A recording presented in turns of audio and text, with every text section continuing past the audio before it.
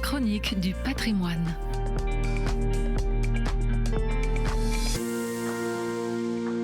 Le musée de l'île Art moderne, le LAM, qui est à Villeneuve-d'Ascq, célèbre sa réouverture après 1 an et demi de travaux avec une exposition spectaculaire sur Kandinsky, plus exactement sur l'environnement visuel de Kandinsky. Des documents rarement exposés montrent comment cet artiste russe orthodoxe travaille à partir de sa Russie des années 1900, de ses voyages, de ses lectures, de ses recherches, comment il peint, c'est-à-dire comment il se consacre totalement à l'abstraction à partir des années 1910. Il revient à Kandinsky, avec Malevich, Mondrian et d'autres encore, d'avoir réaffirmé l'objectif de l'abstraction comme fondement de la démarche artistique. Kandinsky n'invente pas l'abstraction. Elle est la raison de l'art, comme le dit Gauguin en 1888. L'art est une abstraction. Et toute l'histoire de l'art, du moins l'art véritable, le démontre depuis l'art des cavernes.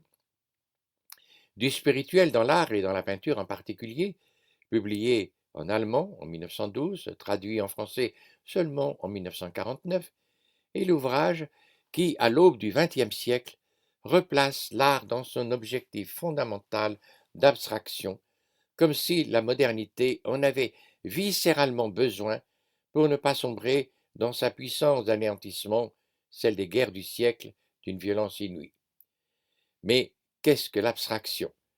Sinon une énergie qui s'efforce de tirer, quasiment d'extraire des réalités naturelles, la réalité même de l'esprit qui est à l'œuvre depuis le début de la création. Seul un travail d'abstraction révèle en l'homme l'esprit qui l'anime et lui donne de créer. Contre la mort, il nous faut sans cesse créer, et les artistes sont les artisans prophètes de l'impérieuse nécessité de créer. Il faut suivre Kandinsky pas à pas dans son travail, comprendre comment il s'est consacré par le moindre geste de peinture à l'esprit de vie. Il témoigne que l'esprit de vie est au cœur de l'homme, dans cette nécessité intérieure de vivre, non par la force de domination, mais par l'oblation d'une simplicité de l'être.